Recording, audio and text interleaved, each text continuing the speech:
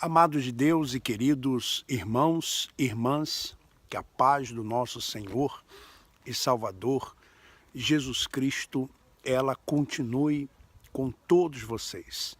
Nós estamos aqui para deixarmos com todos uma mensagem e também uma oração. Hoje, domingo, nós realizamos o culto doméstico, mas por alguma razão, por algum motivo, não ficou gravado no Facebook. O Facebook não gravou ou não exibiu o vídeo que nós fizemos ao vivo.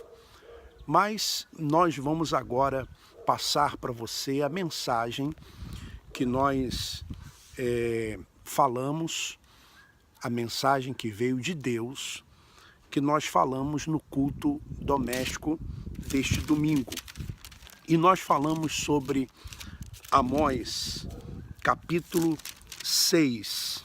Amós, capítulo 6. E antes de falarmos do capítulo 6, nós vamos falar para você quem foi Amós.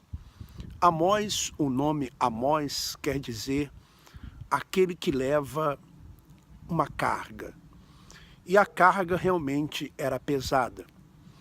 Porque Amós, ele viveu mais ou menos 700 anos antes de Cristo. E ele vivia numa região pobre, próxima a Belém, chamada Tecoa. E ele era um pastor de ovelhas, ele era um colhedor de frutas, ele colhia frutas, ele apanhava frutas. Ele nunca foi um profeta, ele não era discípulo de profeta. Mas naquela época haviam dois reinos. Havia o reino de Judá, que estava em Jerusalém, também conhecida como Sião, e havia o reino de Samaria, de Israel. E esses reinos estavam no auge, no apogeu, porque havia muito dinheiro,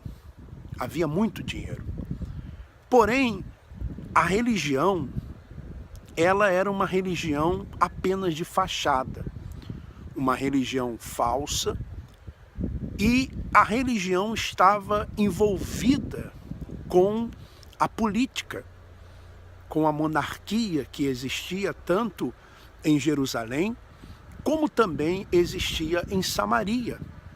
Então não havia justiça social.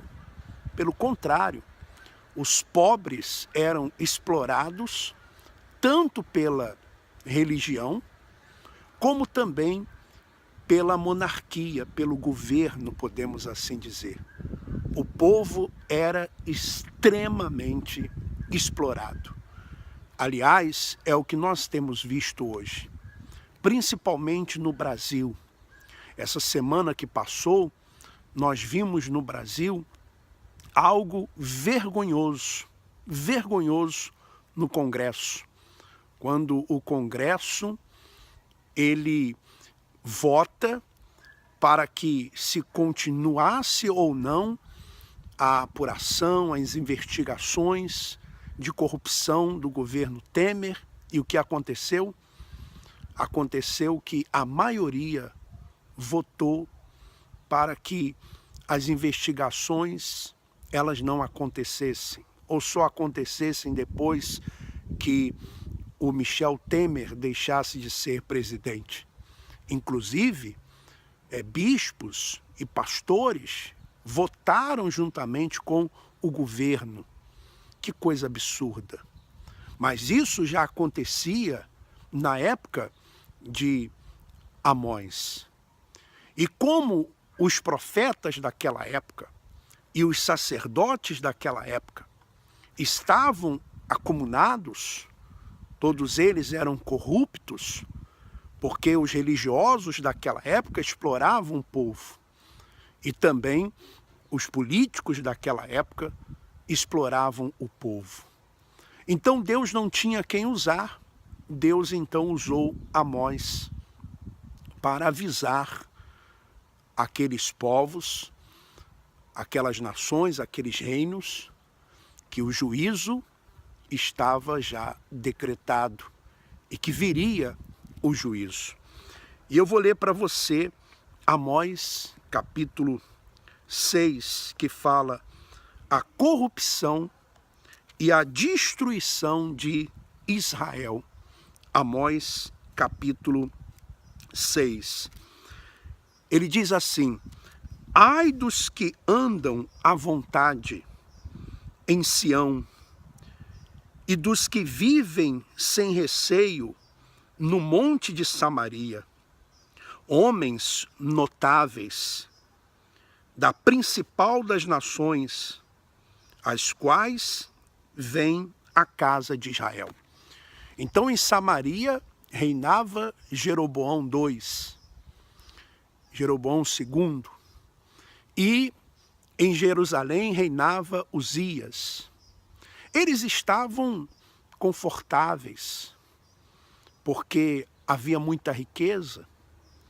Os sacerdotes que existiam, os profetas que existiam, estavam acumulados com eles. Havia paz, porque havia uma aliança com outros povos, então não havia guerra. E eles estavam, como diz aqui, à vontade. Eles estavam andando à vontade. Não tinham receio de absolutamente nada. Cometiam injustiças, corrupção, falsa religião, idolatria, heresia, faziam o que queriam. Eles não julgavam as causas dos pobres, dos necessitados, pelo contrário, havia corrupção. Mas Deus manda dizer para eles: ai dos que andam à vontade em Sião. E no versículo 2 diz: passai a Calné e vede, e dali ide a grande Amate, depois descei a Gate dos filisteus. Sois melhores que estes reinos? Ou será maior o seu território do que o vosso território? Vós que imaginais, está longe o dia mau, e fazeis chegar o trono da violência. Então eles achavam que o dia mau não ia chegar a eles. Mas Deus manda, através de Amós, avisar e lhe dizer para eles: olha, vocês lembram dos outros povos? Vocês lembram de Calné, de Amate e de Gate, dos filisteus? Eram também reinos grandes, eram impérios, mas que vieram abaixo. Porque quando o império vem abaixo, não vem abaixo porque a base se corrompe, mas porque os líderes se corrompem. E os líderes políticos no Brasil estão corrompidos. Os líderes religiosos no Brasil estão corrompidos. Veja se eles não andam juntos. Nas inaugurações dos templos, lá estão os políticos. Nos grandes eventos evangélicos, lá estão os políticos. Você pode observar isso. Você vê político que está preso e que antes estava em púlpitos de determinadas igrejas, determinadas denominações. Então, esses aqui, que estavam em Sião, Jerusalém e também em Samaria, eles andavam despreocupados, porque pensavam: nós nunca seremos atingidos, o dia mau nunca vai nos chegar, porque temos riquezas, não temos ninguém, absolutamente ninguém, que se oponha à corrupção, que se oponha às heresias, podemos fazer o que bem entendemos, compramos juízes, compramos promotores, fazemos o que bem entendemos. O dia mau não vai chegar. E Deus diz: vocês que dormem, que dormis em camas de marfim, e vos espreguiçais sobre o vosso leito, e comeis os cordeiros do rebanho, e os bezerros do cevado. Então, esses homens, eles estavam vivendo uma vida de ostentação. Ostentação. Eles dormiam em camas de marfins. Marfim era, sabe, o maior luxo que poderia se ter naquela época. Era a ostentação. E a carne não podia ser qualquer carne. Tinha que ser do cevado, do rebanho, dos bezerros, do cevadouro, dos cordeiros. Tinha que ser a melhor carne. A ostentação era muito grande. Não podia ser carne, tinha que ser o Kobe, o bife Kobe, né? Como você já ouviu falar em determinadas reuniões de bastidores que acontecem nas denominações religiosas. E isso Deus estava condenando por quê? Porque essa riqueza, ela era adquirida de uma forma injusta. Ela era adquirida através da corrupção, ela era adquirida através do engano. Os pobres é que sacrificavam para que os ricos, os religiosos, os políticos tivessem a ostentação. É o que acontece hoje, meu irmão. No Brasil, as pessoas pagam impostos altíssimos. 5 meses, 6 meses se trabalha para o governo. E ainda tem que se trabalhar para a religião também. É o dízimo, é a oferta, é o sacrifício, é pagar o uniforme, é pagar o filme, é pagar o livro, é pagar a Bíblia, é pagar o transporte das pessoas que vão pela primeira vez, é pagar a obra social, porque são os membros que levam os alimentos para serem distribuídos, é pagar também o material de limpeza, ou seja, tudo em cima dos pobres. E os ricos e aqueles que estão lá em cima, eles ostentam com aviões, com carros luxuosos, com relógios caríssimos, com roupas de marca, importadas, não é verdade? Mas isso acontecia na época de Amós. E vou continuar lendo para vocês. Versículo 5. Que cantais à toa ao som da lira, e inventais, como Davi, instrumentos, músicos para vós mesmos. Então eles inventavam instrumentos para eles mesmos cantarem. Eles faziam o quê? Inventavam para eles mesmos. Davi não, Davi inventava para louvar a Deus, para glorificar a Deus. Eles não. Meu irmão, minha irmã, eu já coloquei para você reuniões de bastidores, onde se reúnem apenas para tramar como arrancar o dinheiro do povo. E muitas vezes é o que acontece nessas reuniões nos bastidores da política. É como arrancar mais dinheiro do povo, como aumentar mais impostos. É o que acontece também nas reuniões de bastidores de determinadas denominações. Como vamos fazer uma campanha? O que vamos criar aqui para poder arrancar mais dinheiro do povo? Para poder tirar mais do povo? É isso. Para quê? Para que eles fiquem ostentando. Versículo 6. Que bebeis vinho em taças, e vos ungis com os olhos, com óleo, com o mais excelente óleo, mas não vos afligis com a ruína de José. Então aqui, em algumas traduções, nós estamos usando aqui a tradução da Bíblia atualizada, mas em algumas traduções não fala taça, fala bacia. Eles bebiam vinhos em bacias, se embriagavam. E não estavam apenas embriagados do vinho, mas embriagados do orgulho, da ostentação. Eles estavam embriagados da arrogância. Eles se ungiam com os óleos mais excelentes, importados, né? Não é assim? Óleos importados, roupas importadas, perfumes importados, e não se importavam com a ruína de José. Por que aqui ele cita José?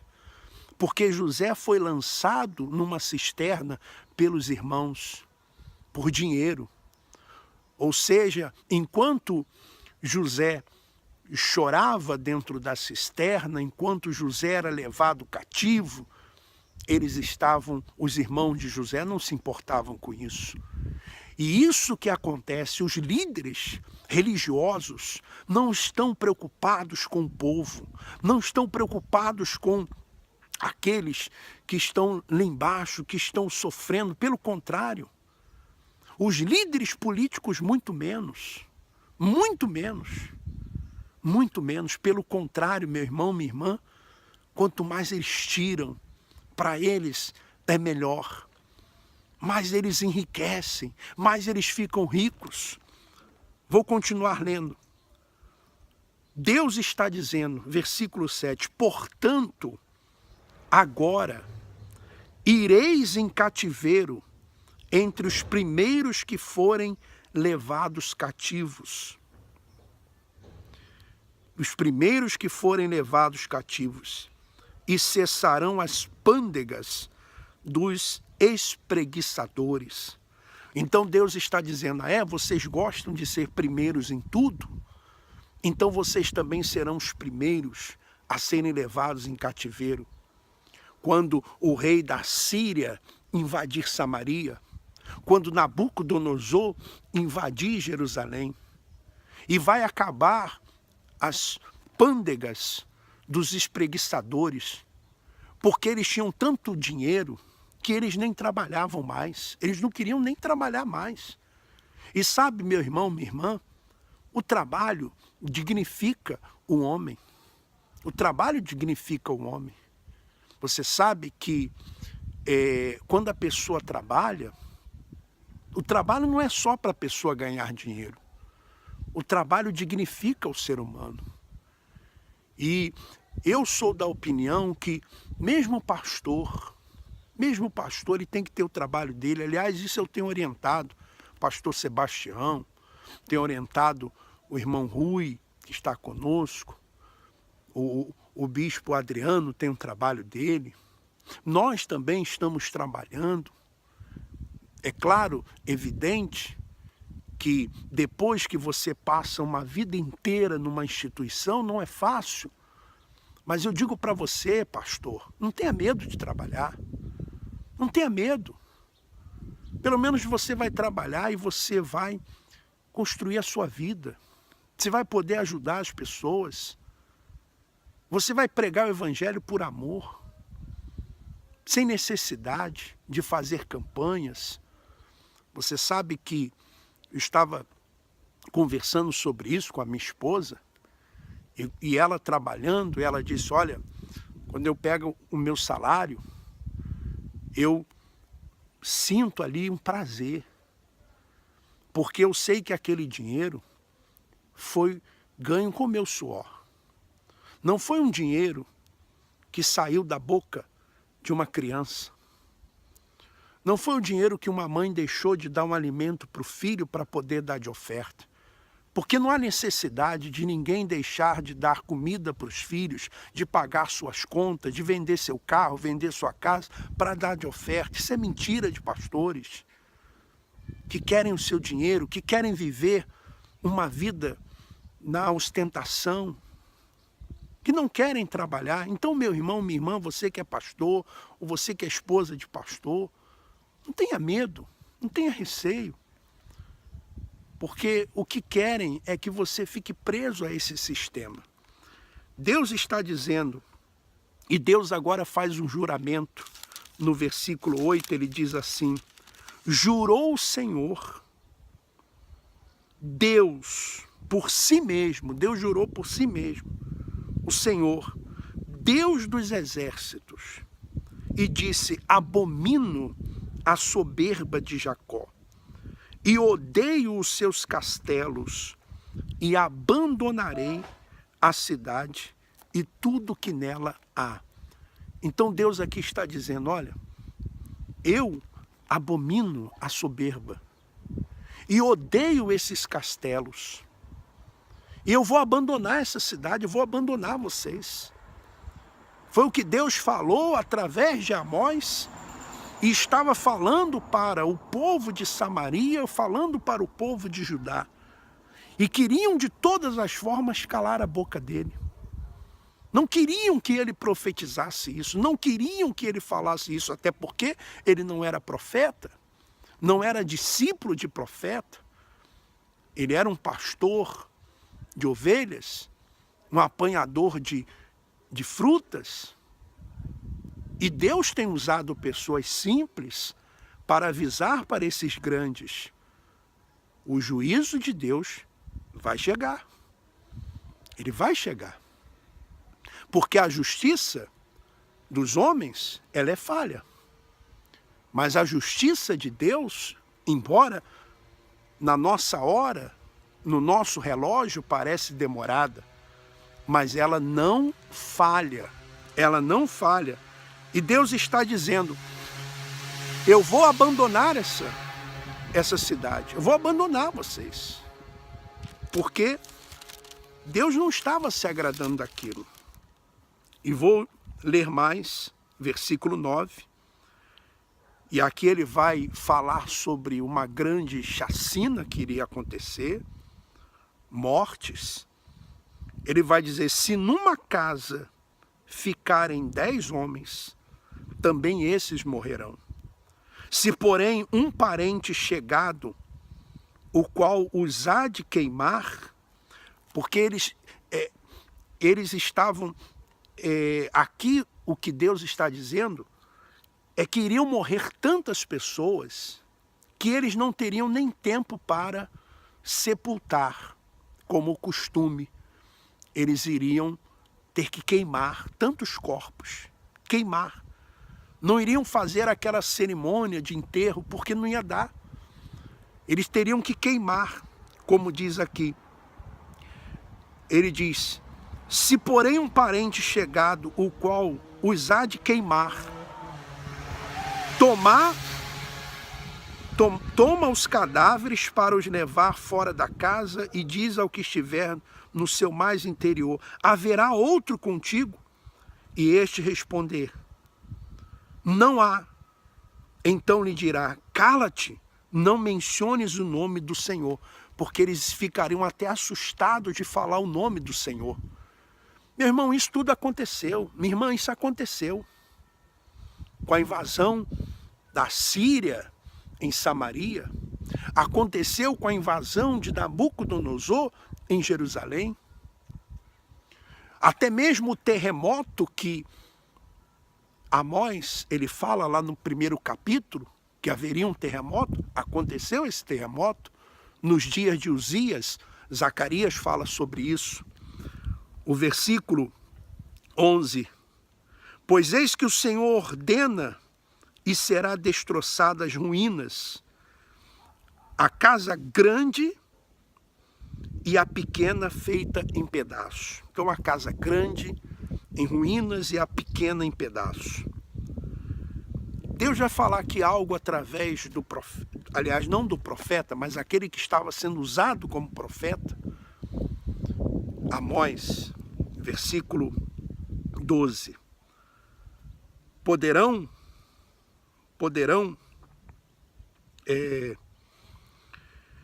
correr cavalos na rocha? Poderão correr cavalos na rocha? E lavrá-la com bois? Deus está dizendo uma coisa através de Amós que era impossível, ou seja, os cavalos correrem na rocha e arar a rocha. É impensável. Mas o povo, esses homens aqui também estavam fazendo o que era impensável. No entanto, haveis tornado o juiz em veneno e o fruto da justiça em alosna. Ou seja, a justiça estava como se fosse um veneno para os pobres. Quando o pobre entrava na justiça contra um rico, um grande, era um veneno, era a morte. o pobre certamente perderia a causa e seria condenado à morte. Era o que estava acontecendo. Muitas pessoas perguntam para mim, por que esses homens, bispo, eles não estão atrás das grades? Eram para estar atrás das grades. Mas por que eles não estão atrás das grades? Pergunte aos juízes, pergunte aos desembargadores, pergunte aos desembargadores, pergunte aos juízes, pergunte aos promotores, por que esses homens não estão atrás das grades? Se eles exploram o povo, se são corruptos, se são charlatões, estelionatários, por que não estão? Porque estão todos acumulados.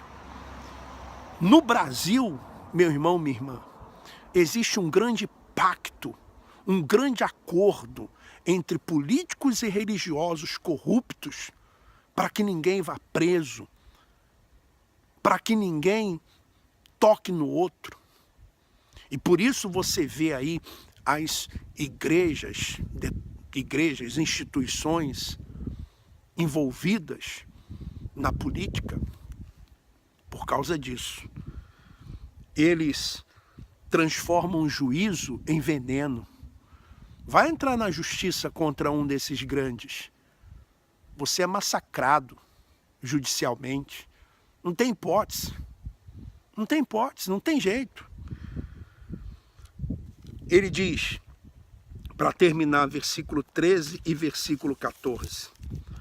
Vós vos alegrais com Lodebar e dizeis, não é assim que, por nossas próprias forças, nos apoderamos de Carnaim? Então aqui eles estavam dizendo o seguinte, ora, nós vencemos Lodebar, a cidade, conquistamos Lodebar, e com a nossa força nos apoderamos de Carnaim. Aqui é um jogo de palavras, porque Lodebar quer dizer nada, e Carnaim é como se fosse poder ilusório. Então, quando eles dizem, olha, nós conquistamos Lodebar, nós conquistamos Carnaim, ou seja, conquistamos com a nossa força, com o nosso braço, porque assim eles dizem, né? Nós estamos no mundo inteiro, mais de 200 países, conquistamos isso, conquistamos aquilo e aquilo outro. Deus diz assim para eles, Deus está dizendo, versículo 14, pois eis que levantarei sobre vós, ó casa de Israel, uma nação, diz o Senhor, Deus dos exércitos, a qual vos oprimirá desde a entrada de Armate até ao ribeiro de Arabá. Então Deus está dizendo, olha, vocês não conquistaram nada, Lodebar não é nada. Carnaim, vocês, é um poder ilusório, vai passar. Eu quero ver quando a Síria entrar. E Deus permitiu que a Síria entrasse em Samaria. Deus permitiu que Nabucodonosor entrasse em Jerusalém. Porque Deus não estava se agradando daquela situação, aqueles castelos, aquele luxo todo, às custas do pobre, do necessitado, às custas do sangue dos inocentes. É o que acontece, você vê essas grandes construções, né? Templos que custaram milhões, por que não dizer bilhões, catedrais, à custa de quem? Do pobre, da mãe que deixou de dar o leite para o filho, daquela pessoa que deixou de pagar suas contas, daquele que vendeu o seu carro, aquele que vendeu a sua casa, o seu terreno, aquele que vendeu até a roupa do corpo, vendeu a sua aliança, suas joias, e colocou lá no altar, naquele lugar alto, dentro de uma instituição, acreditando que estava fazendo para Deus, quando na verdade está fazendo para o homem ostentar com seus aviões, suas camas de marfim, seus olhos especiais, excelentes, e por aí afora tanta ostentação. Eu quero deixar essa mensagem, porque nós deixamos essa mensagem no culto doméstico, mas por alguma razão a mensagem não ficou lá gravada. As pessoas que assistiram ao vivo, elas acompanharam todo o culto doméstico. Mas todas as vezes que acontece isso, eu gravo a mensagem e coloco. Porque nós não podemos deixar com que essas mensagens de Deus, elas fiquem sem serem passadas para você. Deus usou na época de Amós, Deus usou Amós, pastor de ovelhas, um apanhador de frutas, porque os profetas daquela época, os sacerdotes daquela época, estavam acumunados com a política, com os reis corruptos, enganadores, falsos, hipócritas, heréticos, que não se importavam com o povo. Não havia voz profética, Deus teve que buscar Amós. Eu quero orar por você, meu irmão, minha irmã. Você que quer sair dessa escravidão. Você que não quer mais ficar alimentando cães gulosos. Oremos a Deus. Senhor nosso Deus e nosso Pai, em nome do Senhor Jesus Cristo, tenha compaixão de nós, Senhor. Tenha misericórdia de nós.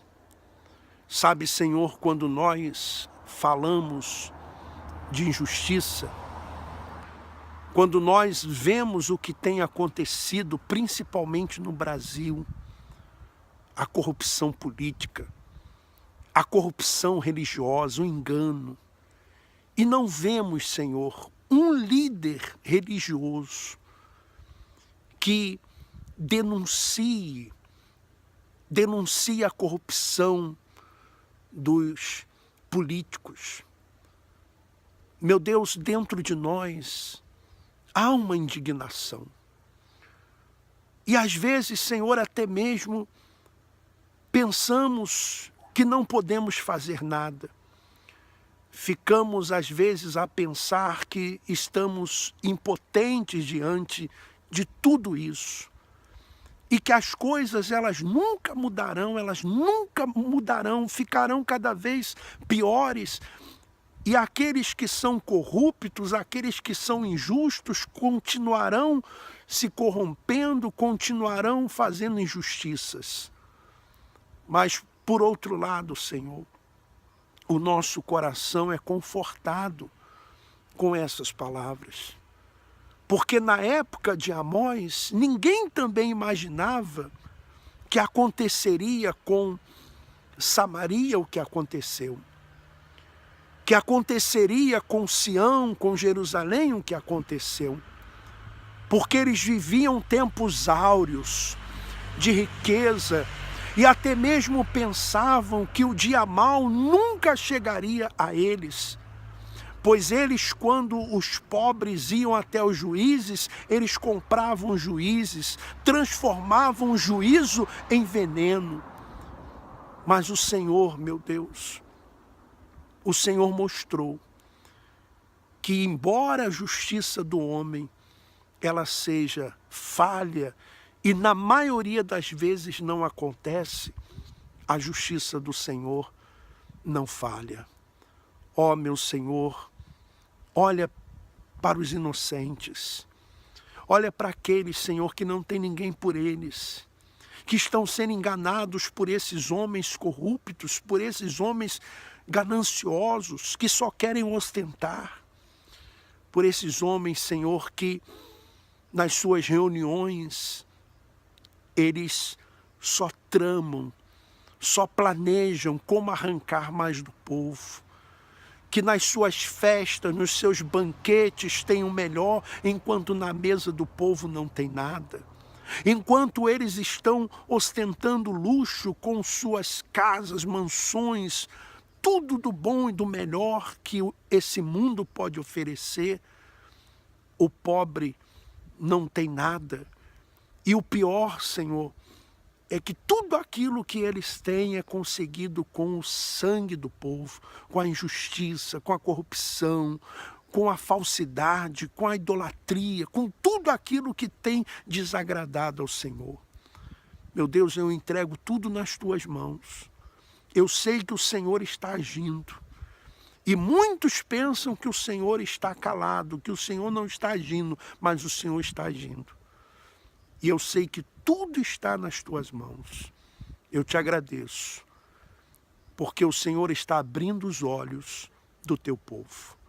Em nome de Jesus, muito obrigado. Amém. Meu irmão, minha irmã, Deus está abrindo os olhos das pessoas e usando pessoas simples, pessoas humildes, às vezes que nunca foram pastores.